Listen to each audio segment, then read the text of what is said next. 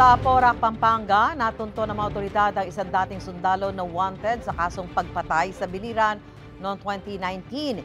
Itinanggi ng akusado na may kinalaman siya sa krimen. May unang balita, si James Agustin.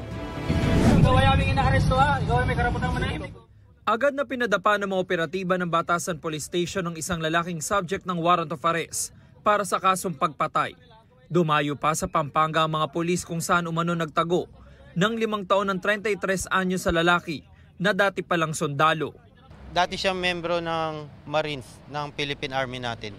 2011, siya nag-enter, tapos 2012, nag-awol din siya. May nakapagbigay sa amin ng impormasyon, nagtatago siya sa Porac, Pampanga. Kaya namin siya inoperate. Isinerve namin yung warrant sa kanya. Ayon sa pulisya, nangyari ang krimen sa Biliran noong 2019, kung saan napatay umano ng lalaki at kanyang kaanak ang kalaro nila sa sugal.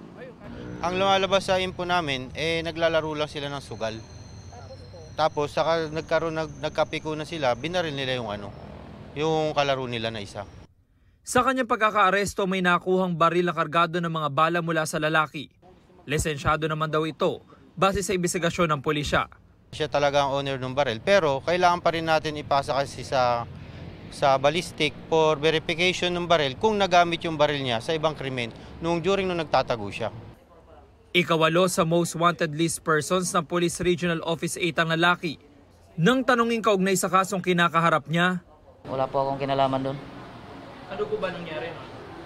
No comment po ako doon, ma'am, kasi mahirap po magsalita. Nung inaresto po ako, ngayon po lang nalaman na may warrant po ako. Nakipag-ugnayan ng QCPD sa PRO 8. Inihanda na rin ang mga dokumento para sa return of warrant.